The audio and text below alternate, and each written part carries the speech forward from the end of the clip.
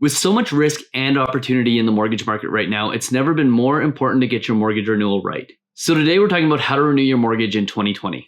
We've got 7 rules to make sure you get your mortgage renewal right, including one that will save you tens of thousands of dollars. But first, do me that favor, hit the subscribe button and the notification bell if you want to get the most transparent and up-to-date mortgage information in the industry. Okay, so let's get into it. 2020 is going to go down as the most volatile mortgage market in history. In a very short 23-day period, we saw the Bank of Canada lower interest rates by 1.5%, while at the same time, 5-year fixed rates increased when they should have been going down. The reason for this? Purely risk in the marketplace. And quite frankly, we expect interest rates to continue to be volatile for the next 2 to 3 years, meaning there's going to be big swings up and big swings down.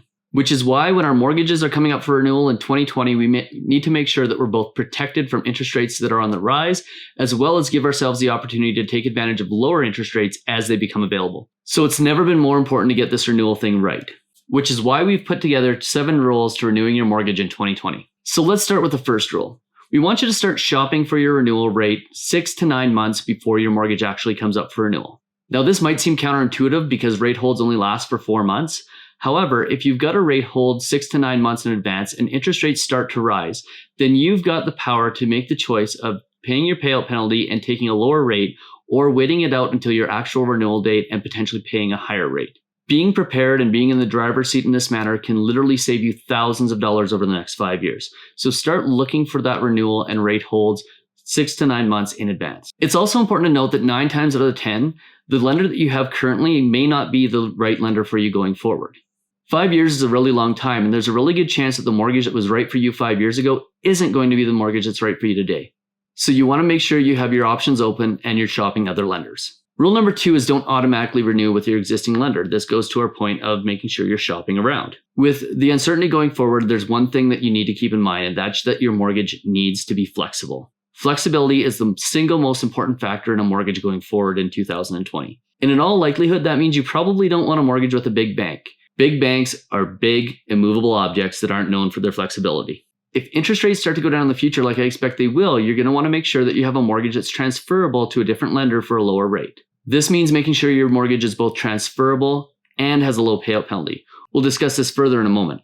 Rule number 3 is to make sure you consult a mortgage broker. If you aren't doing this, you're crazy. But when you consult mortgage brokers, you want to make sure that they aren't discount mortgage brokers. Now, how are you going to be able to tell the difference between a discount mortgage broker and a full-service mortgage broker that does mortgage planning?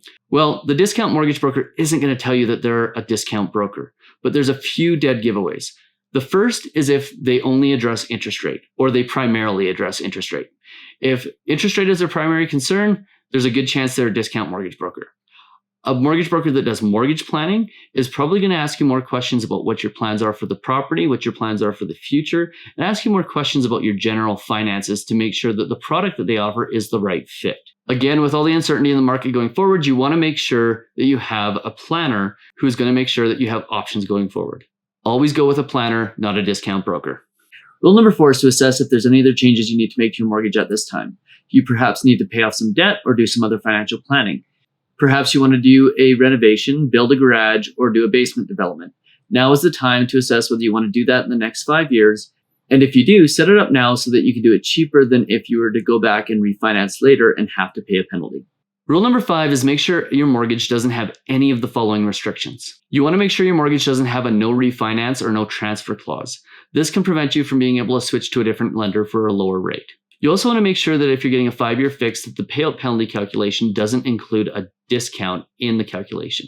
So this is pretty much true for any big bank. They're going to have a discount that is used in the calculation of your mortgage. That discount isn't because they gave you a better rate than what was the going rate at the time. It's just simply the discount off of prime, and that discount is used to inflate your penalty. So make sure that when you look at the penalty calculations, that discount is not included in that penalty calculation. That's the difference between you paying $10,000 to $15,000 more on your penalty. And that is the one tip of everything that we're going to give you here today that could potentially save you tens of thousands of dollars in the long run. You also want to make sure you avoid mortgages with flat fee penalties, so 1%, 2%, 3% penalties. These can end up being costly as well. And at this point in time, we're recommending that you stick to Canadian lenders. Back in 2008, 2009, when the last financial crisis happened, We saw many of the big international banks leave Canada, not because things were going wrong in Canada, but because the Canadian operations were profitable and they were able to sell them off or simply leave and take the profits back home to where they came from. This is a huge concern during this pandemic, as I suspect that there will be a few international lenders that decide to right-size their businesses and return back to the countries where they originated. Rule number 6 is don't chase rate, chase the product. It's never been more important than right now to make sure that the mortgage that you're getting is the right product at the right lender. I think 2020 will prove to be the year that interest rates started to matter less and flexibility started to matter more.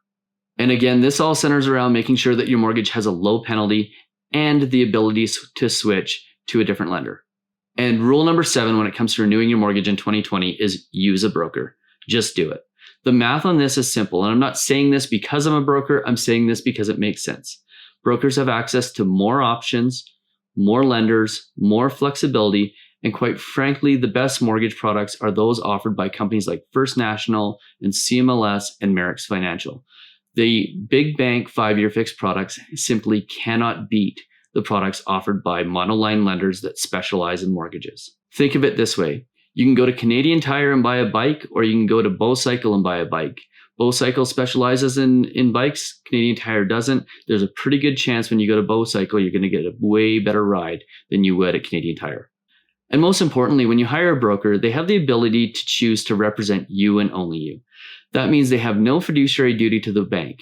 They have an obligation to be honest and competent, but they can choose to represent you and only your interests. It's basically like hiring a doctor or a lawyer only for your mortgage. A banker, on the other hand, has to do what's right for the bank, and this means that their job is to get you to sign up for the mortgage that will make the bank the most money. So tell me in the comments below, which one of these rules do you think is the most important for renewing your mortgage in 2020? And if you haven't done it already, hit the subscribe button, hit that notification bell, and if you found this video useful, please hit that like button.